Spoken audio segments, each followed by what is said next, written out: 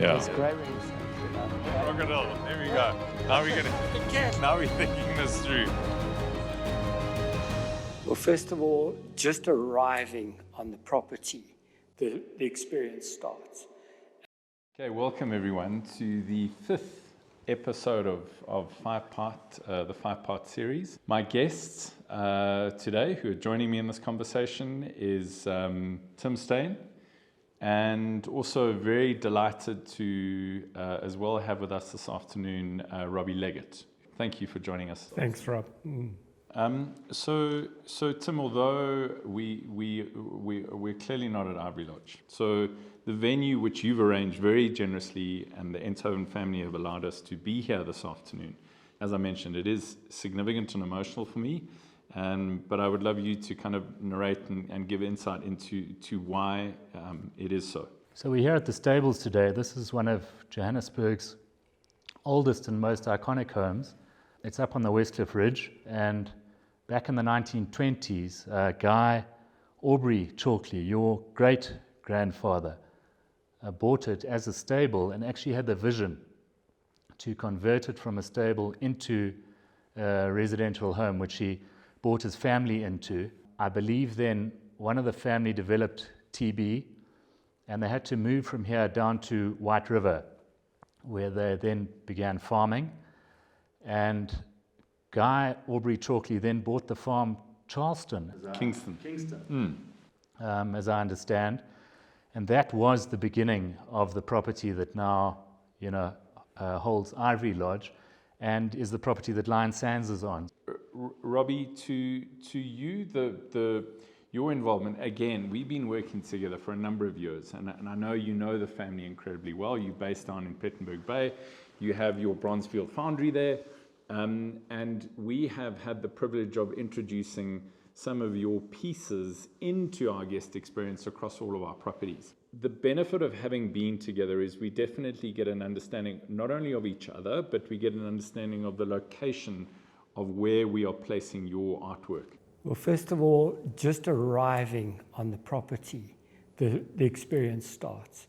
And the last time I was actually doing one of the artist residencies, which was incredible to do. In just arriving for the artist residency, there on the side, right next to the road, were 3 ground hornbill.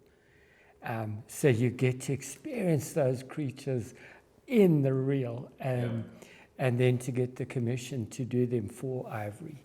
And the incredible history that number one of those edition of 3, a mother, father, and a young bird that's still in its younger plumage.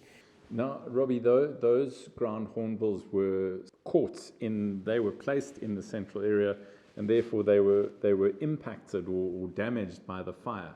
And I remember finding one of the birds which had completely melted, and you gave me a little bit of an insight into that. That it was a puddle of bronze, which, at the furnace, working with, with the bronze, we take it up to 1,200 degrees. From 1,000, you're starting to get into liquid. So for them to have been absolute puddles of bronze, we're over 1,000 degrees. To actually have that same bronze that was a puddle reworked and remelted down through the furnace and into the ceramic molds to recreate number 1 in the edition of 10. So number 1 still exists now, from that same bronze that has been reworked. As the creator of these pieces, what do you hope you are able to portray or pass on to the guest who gets to see them without you being there, without having the history and the knowledge and the depth and the insight that I know that you go to create each piece? Rob, I'd say the most important thing is creating a memory.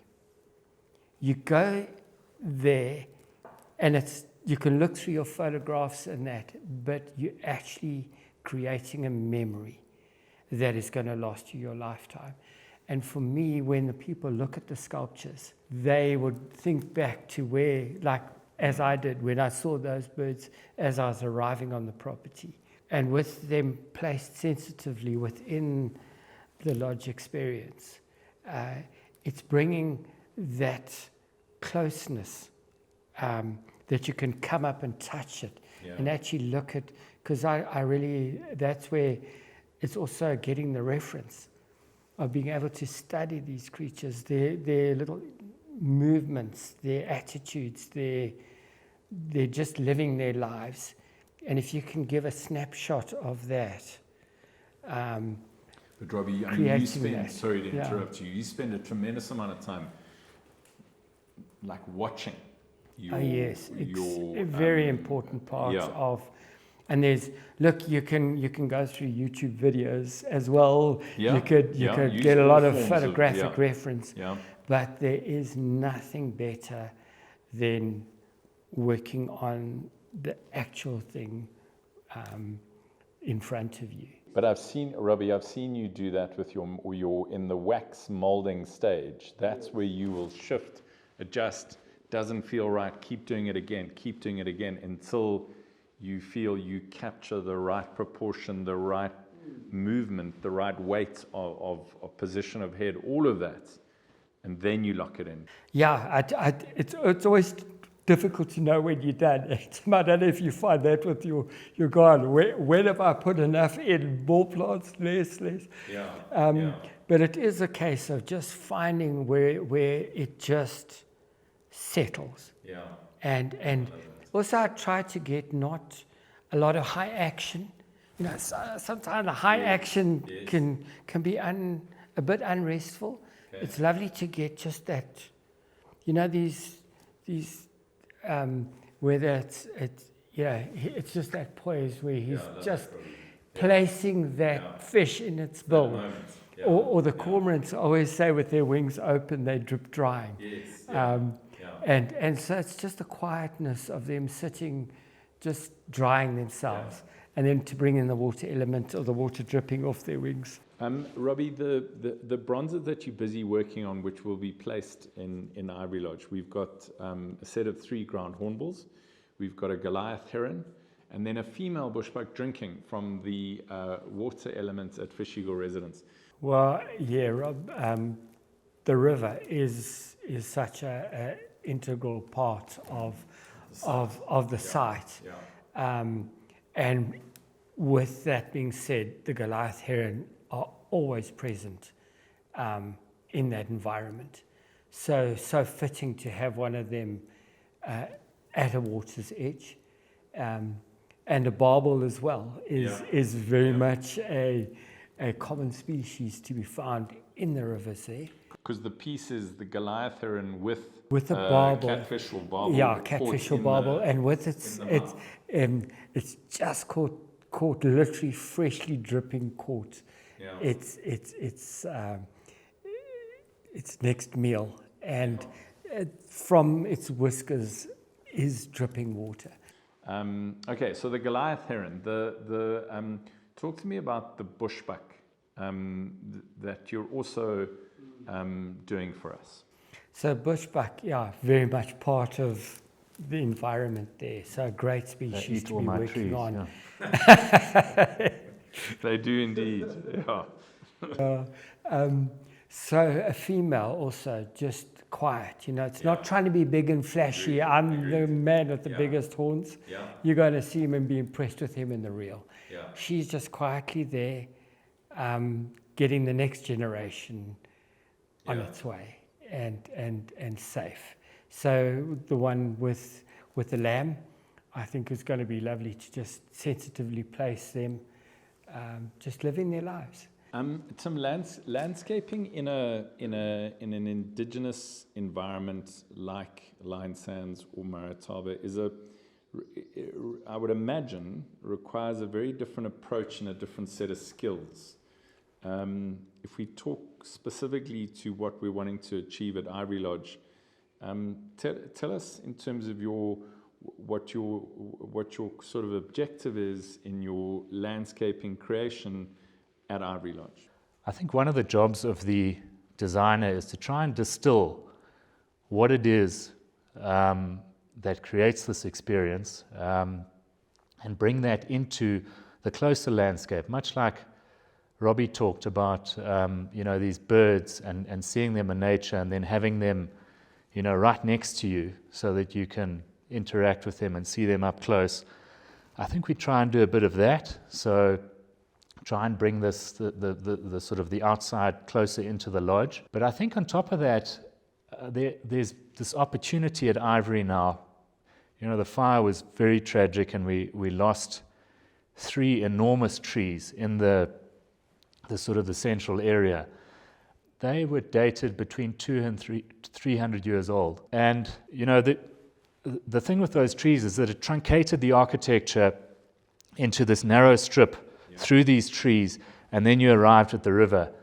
And what this fire has done by removing those trees is it's allowed us to push the buildings into the spaces where the trees were, and to open up this big green sort of central lung in the middle of the lodge. And we've lost 3 trees, but we're bringing in another 30-odd trees to replace them, which in time will, fulfill the same function and possibly go beyond that as well. So, the landscaping's got to take that into account. It also has to sort of have this vision of not just the next year or the next 5 years.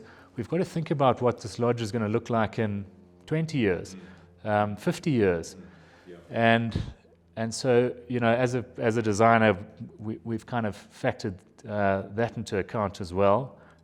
Tim, the difference, because I know as we walk from the front all the way down to the view that one has over the river, where it's that's the position of arrival.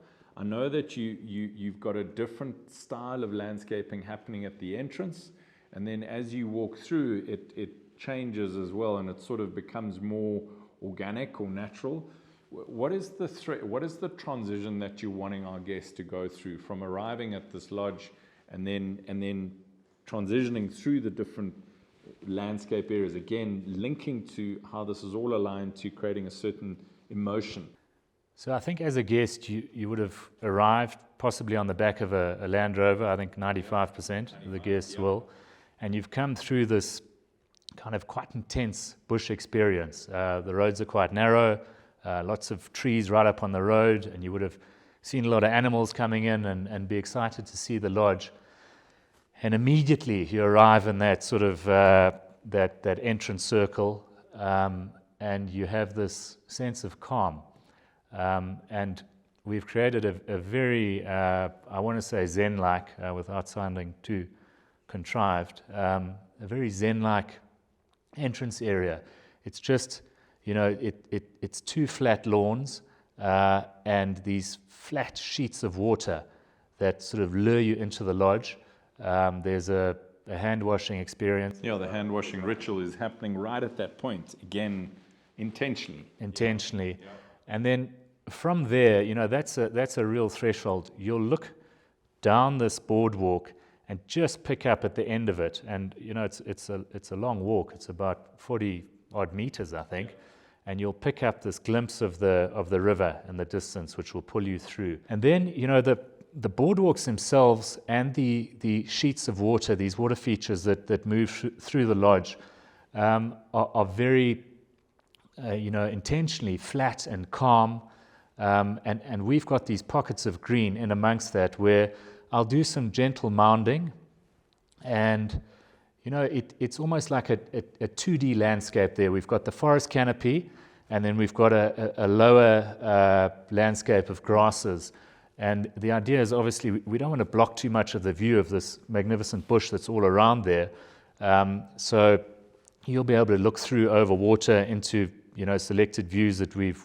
curated of the bush, but all the time you're being pulled through this experience to the river, which awaits you at the end. Tim, in your being respectful of the seasonal change between winter and summer, as you know, in the bushveld, as in any landscape or any part of, anyway, on this planet, there's a seasonal shift.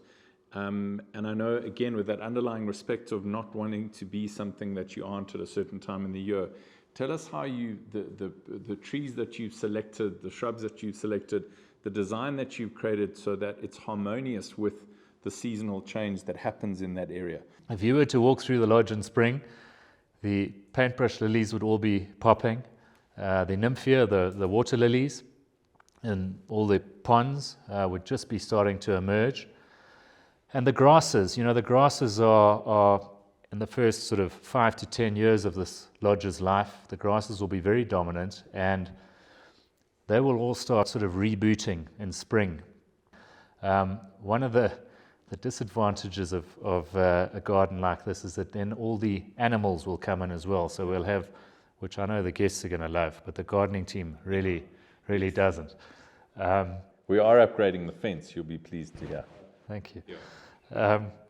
So the grasses all start, and then trees like the scotia, the weeping boerbean, they will be brilliant with their red leaf, which looks like a flower. There's that whole flush that comes through. Things like the ficus ingens, the red leaf rock fig. That's your sort of your spring palette. The river will start filling up, and the sound of the river and those reflections will start, being much more visual from the lodge. And slowly the bush will start coming alive.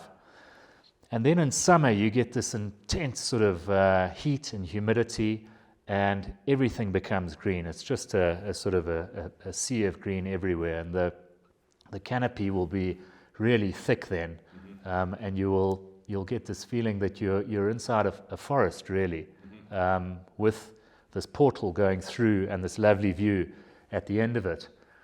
And then autumn, the grasses all start flowering, so you get this transition from summer into winter where the grasses all kind of hold their form, and they've got these beautiful sort of feathered tassels to them.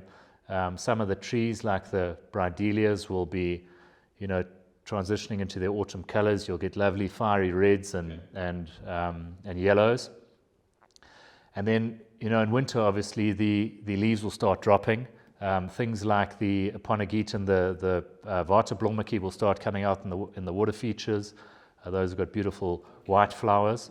And slowly, as those leaves start falling, you'll be able to see more into the general landscape. The beautiful forms of some of those fig trees start becoming more and more apparent. Those buttress roots that we all, love seeing so much. Leadwoods you'll be able to see through in the bush. And some of the aloes will come through as well. And I think, more than anything, that landscape will give you the feeling of the seasons. And every season has its beauty.